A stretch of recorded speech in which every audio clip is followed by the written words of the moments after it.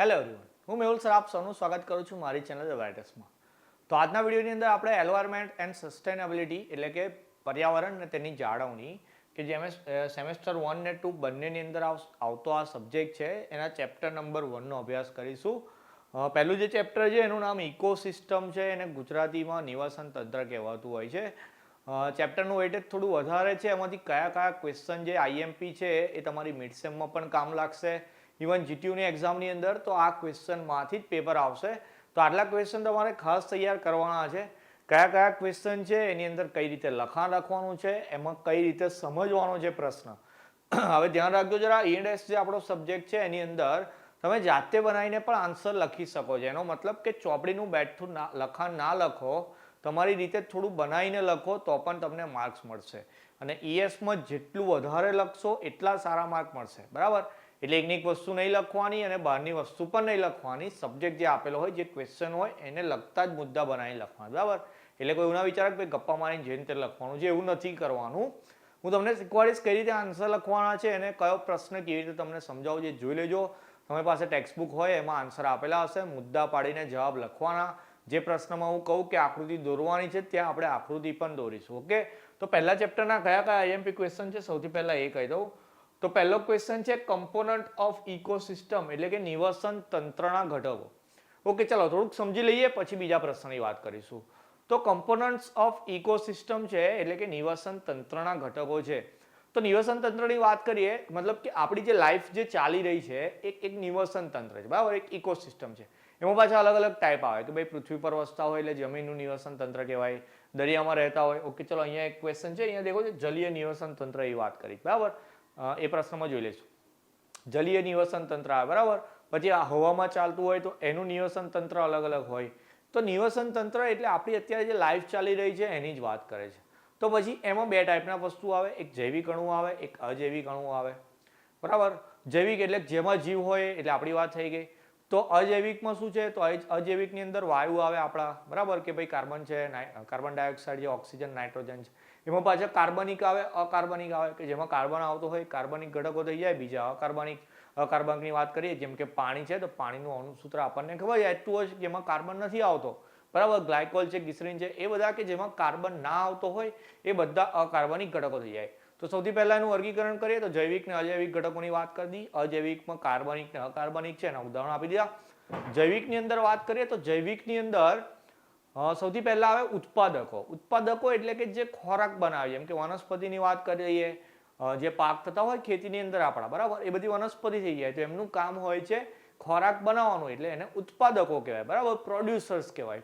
એના પછી આવે ભક્ષકો, બરાબર. ભક્ષકો એટલે આપણે થઈ ગયા, મતલબ જે ખાતા હોય, જે બન્યું હોય એ ખાય, એ ભક્ષકો કહેવાય.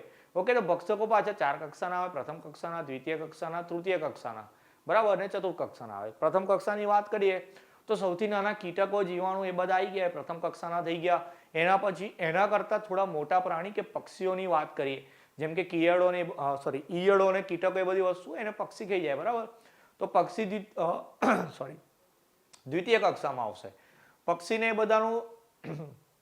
એ બધાને કોણ ખાય, તો એનાથી મોટા પક્ષી, જેમ કે એવું માનો પક્ષી કાં તો પ્રાણીની વાત કરીએ કે નાનું કોઈ પક્ષી હોય તો એને કૂતરો બી ખાઈ શકે, બિલાડી બી ખાઈ શકે, તો એ એનાથી મોટી કક્ષામાં આવે. એનાથી મોટી કક્ષાની વાત કરીએ તો વાઘ ને સિંહ છે, બધા પ્રાણીઓ ચતુર્થ કક્ષામાં આવે, બરાબર, કે જે માંસાહારી હોય, પ્યોર. આપણે દ્વિતીય કક્ષામાં જઈ શકીએ, જેમ કે આપણે વનસ્પતિને એવું ખાતા હોય તો આપણે દ્વિતીય કક્ષામાં આવી જાય. તો આ બધા ભક્ષકો થઈ ગયા, બરાબર. એના પછી પહેલા ઉત્પાદકો હતું, હવે ભક્ષકો હતું. એના પછી હતું સડાવનાર. સડાવનારની વાત કરીએ, એવું માનો કે કોઈક પ્રાણી પક્ષી કે આપણે ખુદ મરી ગયા હોય, કોઈક બોડી કોઈ જગ્યાએ પડી હોય કોઈ પ્રાણી પક્ષીની, તો શું હશે, એની આજુબાજુ જીવાણુ ને બધા આવી જાય કે પક્ષીઓ આવી જાય, એ બોડીને સડાઈ નાખે એટલે એને ડીકમ્પોઝિશન કહેવાય. બોડી ડીકમ્પોઝ થઈ જાય એટલે હાડકા બચી જાય એવું ખબર છે આપણને, તો એ સડાવનાર વસ્તુ આવી ગઈ. અને છેલ્લી વસ્તુ આવે રૂપાંતર કરનાર, કે જેમ કે માનો કે કોઈક મરી ગયું એને દાટીને જમીનમાં નાખી દઈએ, બરાબર, તો જમીનમાં રહેલા જે ઈયળો કીટકો હોય એનું રૂપાંતર કરી દે, કે ભાઈ એક બોડીમાંથી બીજી બોડીમાં એને ટ્રાન્સફર કરી દે. તો આટલી રીતે આપણું નિવસન તંત્ર ચાલે. આ રીતે ચોપડીમાં સરસ આન્સર આપેલો છે. ક્વેશ્ચન મોસ્ટ આઈએમપી છે, અને 9માંથી જ તમારી એક્ઝામમાં પૂછાશે, એટલે 9 તૈયાર કરવાના સિરિયસલી. ચલો બીજો ક્વેશ્ચન છે ફૂડ ચેન ને ફૂડ વેબ. 3 કે 4 માર્કમાં પૂછાતો હોય. પહેલો ક્વેશ્ચન 7 માર્કની અંદર તૈયાર કરીશું. ફૂડ ચેન ને ફૂડ વેબની વાત કરીએ. ચલો ફૂડ ચેનની વાત કરીએ તો મેં તમને અત્યારે જે સમજાવ્યું એ વસ્તુ ફરી એકવાર જોઈ લઈએ. કે એવું માનો કે સૌથી ઓકે ચાલો એવી રીતે જોઈએ કે સૌથી નાનું દેડકાની વાત કરીએ. દેડકો છે ફ્રોગ, તો દેડકાને સાપ ખાઈ જાય.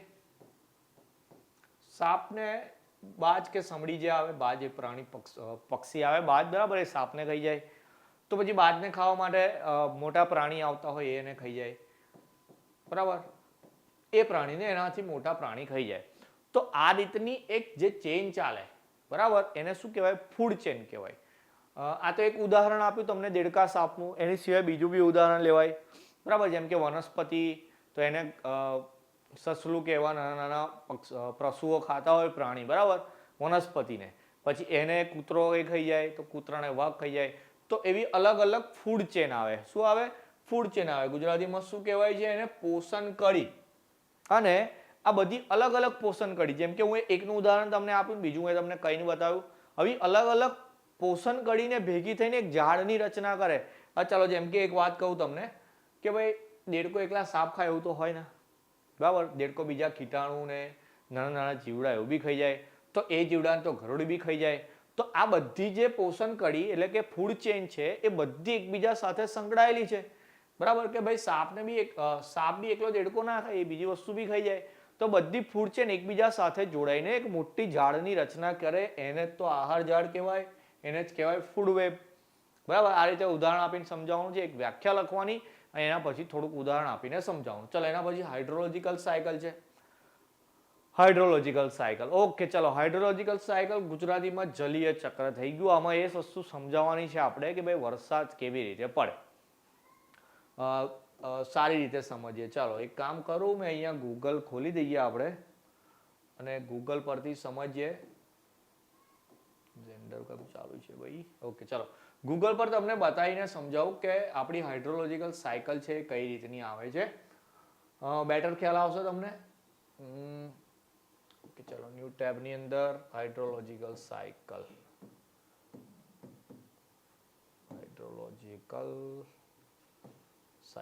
ઓકે, ચલો જોઈ લઈએ. તમને બતાવી દઉં હાઇડ્રોલોજિકલ સાયકલ કેવી આવશે. કેમ ભાઈ નો ઇન્ટરનેટ? એક મિનિટ, હા, વાઈફાઈ કનેક્ટ નહીં થયું હોય, જોઈ લઈએ.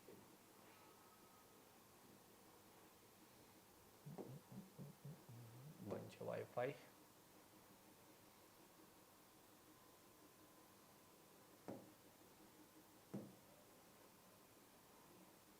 ઓકે, ચાલો એટલે તમને બતાવું તો વધારે ખ્યાલ આવશે કે કઈ રીતે હાઇડ્રોલોજિકલ સાયકલ આવતી હોય છે આપણી. હાઇડ્રોલોજિકલ સાયકલની અંદર આપણે એ જ બતાવવાનું છે કે ભાઈ વરસાદ જે પડે છે કેવી રીતે પડતો હોય છે. અહીંયા તમે દેખો હાઇડ્રોલોજિકલ સાયકલ સર્ચ કર્યું તો ઘણી બધી આકૃતિ આવી ગઈ છે. ચોપડીની અંદર એક સારો ડાયાગ્રામ આપેલો હોય એનો ઉપયોગ કરવાનો આપણે.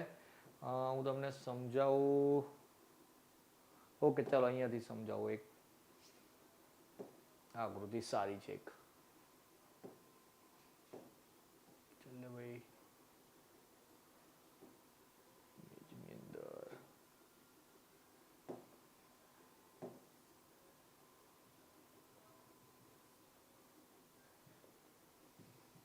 ચાલો ભાઈ વર્ક નથી કરતું, કઈ નહીં, ચાલો હું તમને સમજાવી દઉં.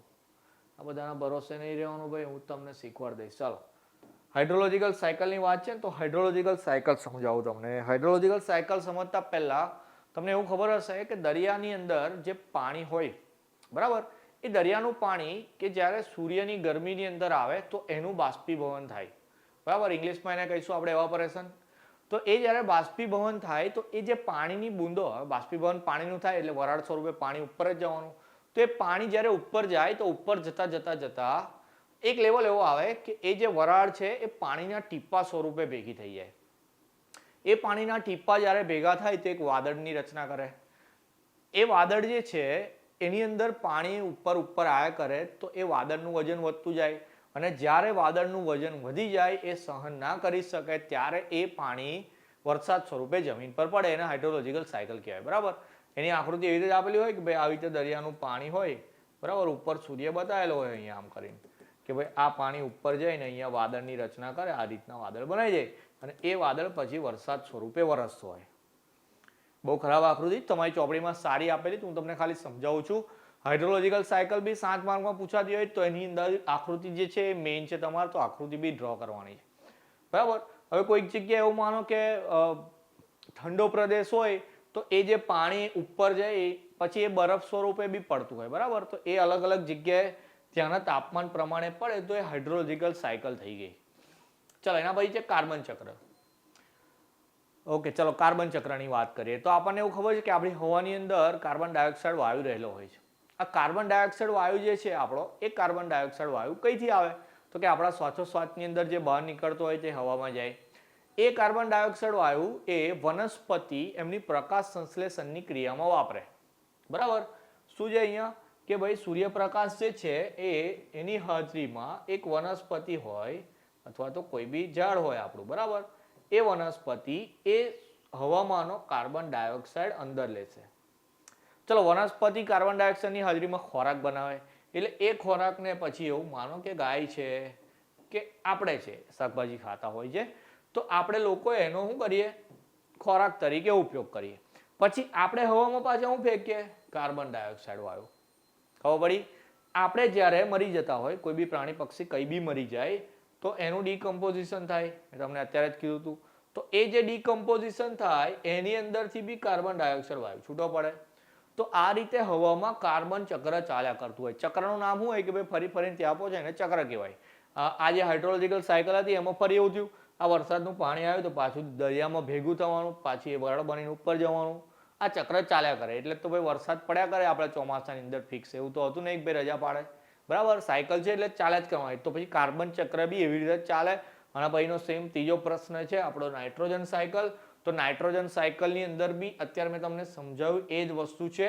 પ્રકાશ મતલબ હવાની અંદર નાઇટ્રોજન વાયુ હોય જ છે અને અમુક વનસ્પતિ, બધી નહીં, અમુક વનસ્પતિ એવી હોય છે કે જે નાઇટ્રોજન વાયુ લે છે તો પછી એ વનસ્પતિને આપણે ખાઈએ, આપણું ડિકમ્પોઝિશન થાય, બરાબર. અને એ પછી હવામાં ફરી નાઇટ્રોજન વાયુને નાખે.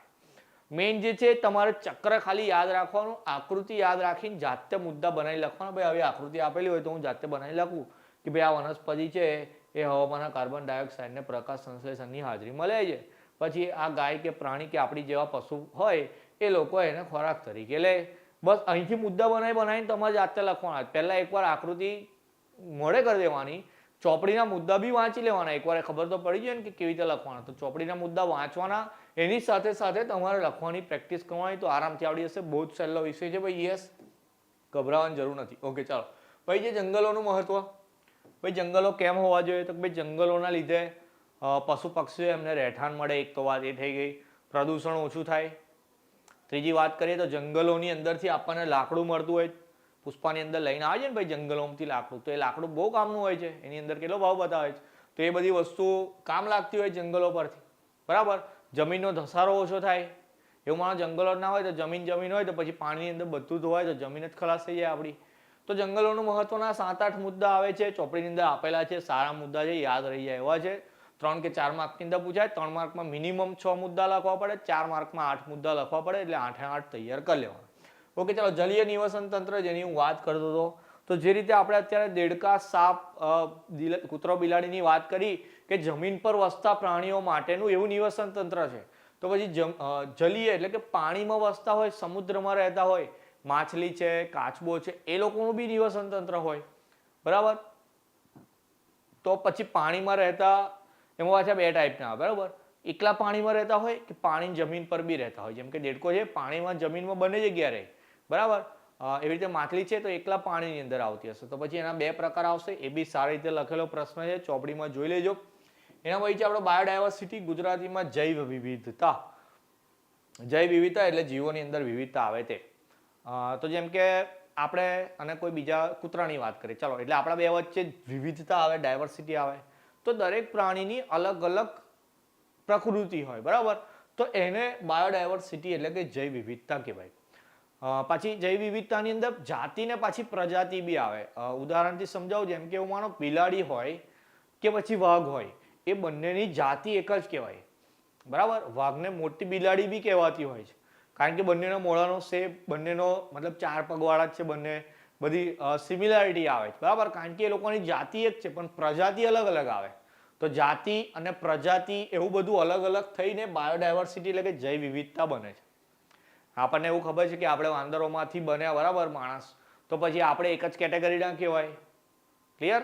તો અત્યારે અલગ અલગ જાતિ ને અલગ અલગ પ્રજાતિના અંગ ઉપાંગો, એમના જનીન, જીન્સ, બરાબર, જીન્સ, એ બધી વસ્તુ અલગ અલગ હોય, એ જૈવ વિવિધતા તરીકે ઓળખાય. 4 માર્કની અંદર પ્રશ્ન પૂછાય છે.